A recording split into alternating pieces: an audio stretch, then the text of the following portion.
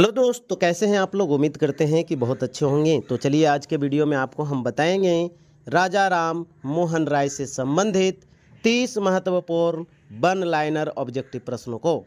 तो चलिए देर न करते हुए प्रश्न को शुरू किया जाता है। तो पहला है, राजा राम मोहन राय का जन्म कब हुआ था। जी बिल्कुल 22 मई 1772 को। अगला है, राजा राम मोहन राय का जन्म कहाँ हुआ था। राधानगर हुगली, जो कि पश्चिम बंगाल में पड़ता है। अगला प्रश्न है, राजा राम मोहन राय द्वारा किस संस्था की स्थापना की गई। आपको पता है, ब्रह्म समाज। ब्रह्म समाज की स्थापना किसने की, पूछ लिया जाता है राजा राम मोहन राय। ब्रह्म समाज की स्थापना कब हुई, 1828। बिल्कुल सही। आगे चला जाए, राजा राम मोहन राय को किस सामाजिक कुरीति के खिलाफ आंदोलन के लिए जाना जाता है। तो बिल्कुल सती प्रथा। सती प्रथा को किस वर्ष समाप्त किया गया था, 1829 में। आगे चलते हैं, सती प्रथा पर प्रतिबंध लगाने वाले गवर्नर जनरल कौन थे। तो लॉर्ड विलियम बेंटिंग। अगला है, राजा राम मोहन राय को किस उपाधि से नवाजा गया। तो बिल्कुल सही होगा, राजा। आगे चला जाए, राजा राम मोहन राय को राजा की उपाधि किसने दी थी। सही जवाब होगा मुगल सम्राट अकबर द्वितीय ने। राजा राम मोहन राय को भारतीय नवजागरण का क्या कहा जाता है। आदि प्रवर्तक या पिता कहा जाता है।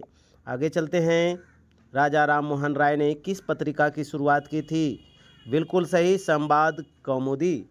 संवाद कौमुदी के रचनाकार राजा राम मोहन राय। अगला प्रश्न है, अंग्रेजी में प्रकाशित उनकी प्रमुख पत्रिका कौन सी है। अंग्रेजी में प्रकाशित उनकी प्रमुख पत्रिका कौन सी है। बिल्कुल सही, द मिरात उल अखबार।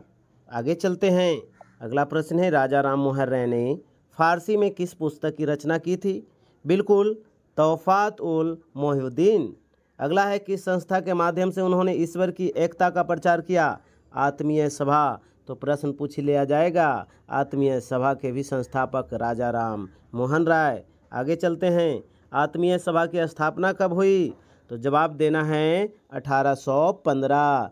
राजा राम मोहन राय किस धर्म में विश्वास करते थे। एकेश्वरवाद। बिल्कुल एकेश्वरवाद में विश्वास करते थे।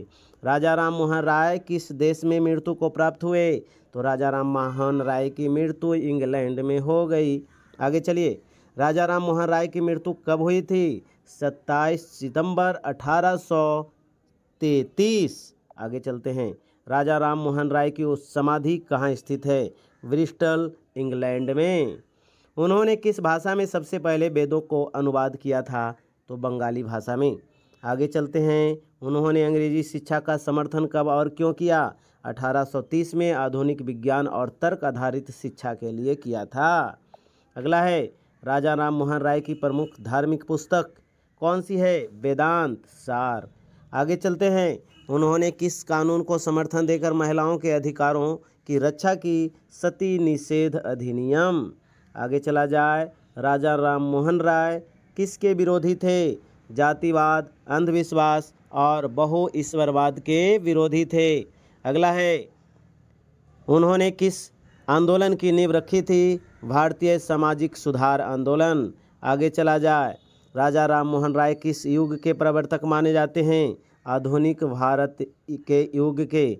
उन्होंने ब्रिटिश संसद में किस विषय पर पैरवी की। मुगल सम्राट को पेंशन देने की मांग की थी। अगला है, राजा राम मोहन राय का शिक्षा के क्षेत्र में क्या योगदान रहा।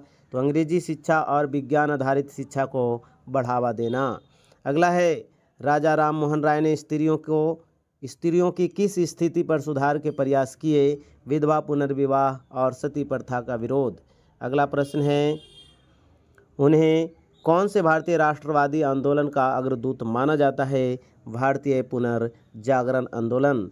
तो दोस्तों, और भी इस प्रकार के वीडियो को देखने के लिए हमारे चैनल को सब्सक्राइब करें, वीडियो को लाइक करें, दोस्तों को शेयर करें। धन्यवाद।